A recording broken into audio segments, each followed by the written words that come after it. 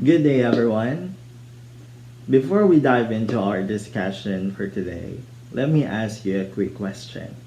Have you ever wondered that your body is present but your mind is absent? Or you're in a tuning out?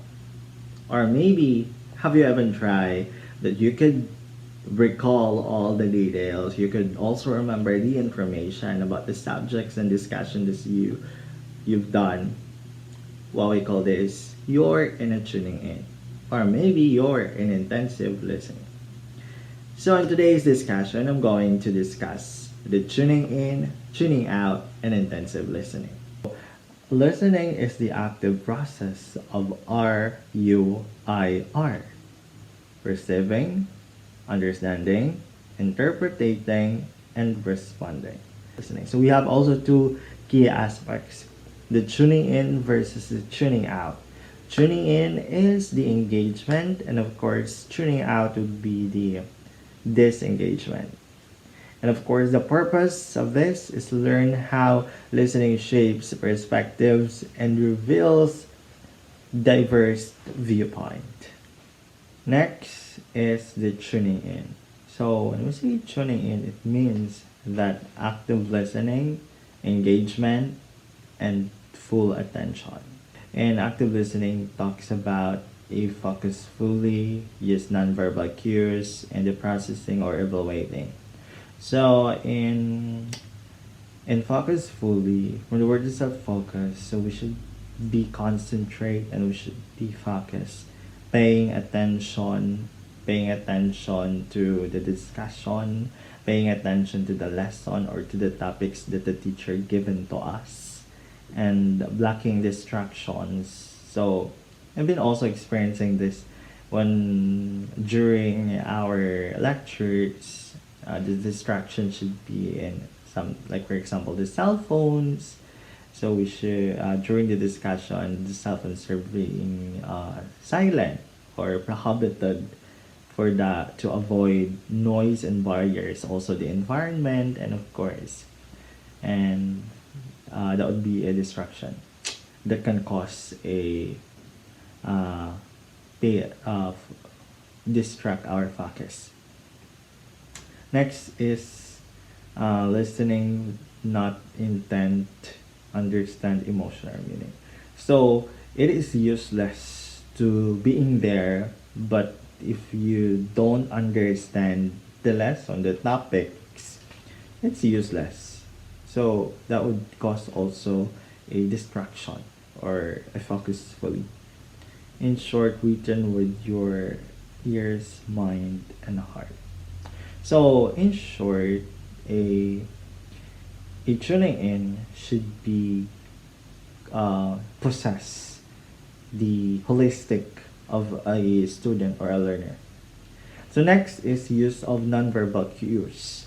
I say nonverbal cues like facial expressions, nodding, and of course the use of eyebrows for the agreement, something like that. So eye contact. So it's very important to have a eye contact to our teachers if they discuss the discussion, so that we could listen and attentively listen with all our mindset. Next is the nodding or signals or agreements. So nodding should be something like that. Yeah, I understand. I guess it. That is one of the example of use of nonverbal cues. Next is the facial expression.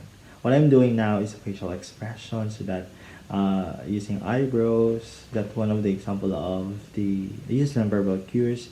The body posture, of course. Um, if what we call this something a sit properly, that what teacher call us sit properly. So ganyan, and that is a body posture. Next is the process and analyze. So it is very important also to process and analyze the lesson or the topics that our teacher been discussed.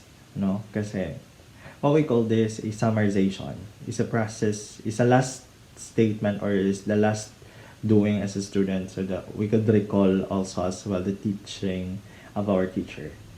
No, so analyzing, it means interpreting the meaning, or to analyze, to connect what you already know. Sometimes in my experience, I also give some examples to connect also what I know to the certain topic or to the certain discussion, so that I could also better analyze and understand the teaching or the lesson of my teacher discussion. Next is the evaluating. So we have also the judging.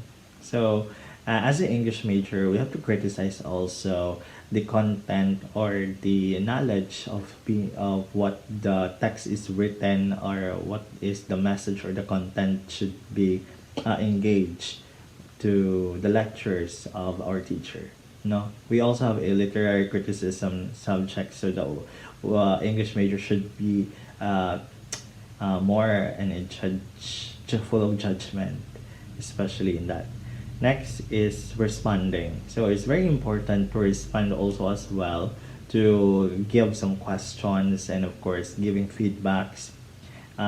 Basically, what we call this, especially if you are English major, if you're English teacher, it is also important to practice our speaking skills. So to raise hands for giving concerns, and of course asking some questions, so that our curiosity should not be tempered or should not be filtered as well. The previous topic we discussed the tuning in. Now we also discussed the tuning out. So tuning out is the opposite from the tuning in, because tuning out is more on distraction, more on disengagement. So we have a four characteristics of we identify that we also experiencing tuning out. First is wonder.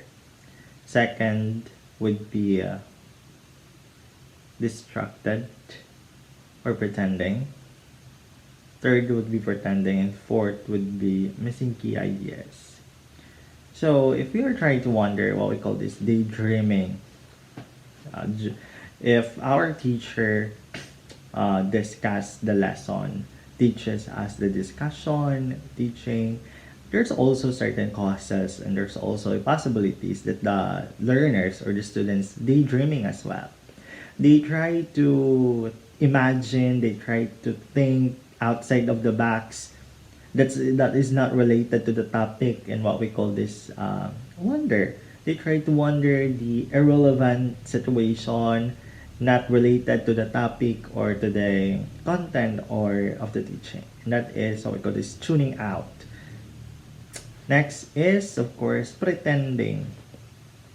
What we call this distractions. After distraction should be pretending. Distraction, what we call this, we also discuss the distraction, which are the noise and the barriers of the environment as well.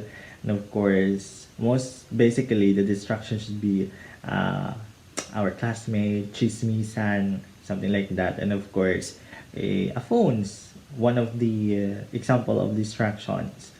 And pretending, of course. The third one is pretending. We try to pretend as well. And basically, I'm a great pretender of my own life. Now, if our teacher asks, do you understand? Is that clear? Any more question? And then we say, none, mom, there's no more. But then again, we don't understand the topic. We don't understand the lecture. And it's real, and that's what we call this a experiencing it tuning out. One of the best example of the tuning out is pretending. We try to pretend because it's to make easier, para mapadali na lang lesson, that we try to pretend that there's no more question, something like that. But then again, it's don't do that, no. It's a negative habits of the learners that we try to pretend, especially in mathematics. Great pretender as well. But then again, let's move on. Next would be what we call this missing key points. No, so if we are distracted, if we try to wonder, what we call pretending, we also miss the certain key points or the ideas or the knowledge. Sayang din, no? Kasi what we call this, you are there, you are present, but your mind is absent, and that is tuning out.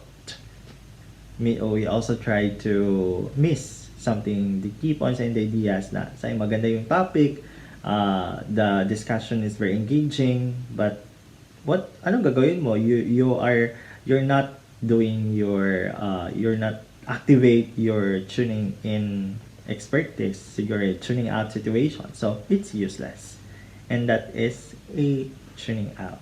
Next one would be the intensive listening. From the word itself, it's intensive, so means your intention to listening.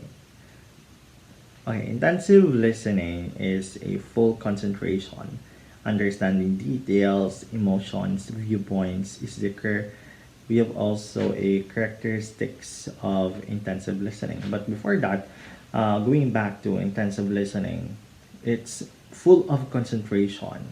Intensive listening is have a similarities to tuning in, because tuning in, it means that we have to active engagement, full concentration, and of course a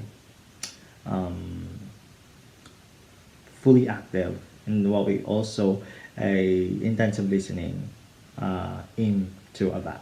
So now let's proceed to the some techniques for intensive listening. So there are 4 techniques of intensive listening. First is make sure that you have an understanding of the entirely picture of whatsoever is being converged. So we have to sure that we have to understand also the topics, and of course the discussion and the teachings of not just in the text but also the lectures that our teachers presented. Second one, pick out the main information. So basically I am doing this, so we have what is the point, what is the main point of the text or the discussion. We have to pick the most important information, the most important settings or mga pangyayari. And third is to remember the pertinent details. Of course, we have to recall. That's why reading is very important, because when we read, of course, we familiarize the text. We also remember the discussion or even in the text that we've been read. Fourth is distinguish opinions from facts. So here it is the last part that we have to distinguish the opinions and of course the facts. So what I'm doing now, it's not just about the opinions but also the facts. No, it's a combination of opinions and facts. And that are the 4 techniques of intensive listening. And now is being engaged. From the word itself, engagement. It's very important as a future educator to fulfill the power of engagement. Because they say that teachers are best actors and actresses. So we have to do our skills also to engage more productive our discussion for the whole duration of teaching. And according to the book, that being engaged is at the heart of intensive listening and tuning in. So it is the heart of intensive listening and tuning in. And according also to Carl Rogers, he is the proponent, and he states that pointed out the importance of listening in communication. Carl Rogers say that how communication is very important to us learners, not just learners but also people of in a certain community. So in conclusion, we also discussed that tuning in, tuning out, intensive listening. Tuning in is more on engaging, while tuning out is more on disengage. And to wrap up with saying that listening is more than just hearing words, it's about choosing how we respond to them. When we tune out, we miss important ideas and connections. But when we tune in and practice intensive listening, we open the door to deeper understanding, stronger relationships, and more meaningful communication. So the next time you find yourself drifting away in conversation, remember, listening is a skill. And like any skill, the more we practice, the better we become. Thank you for listening. I am Joshua Villarojo, and I hope today's discussion helped us all become more mindful and effective listeners. Thank you.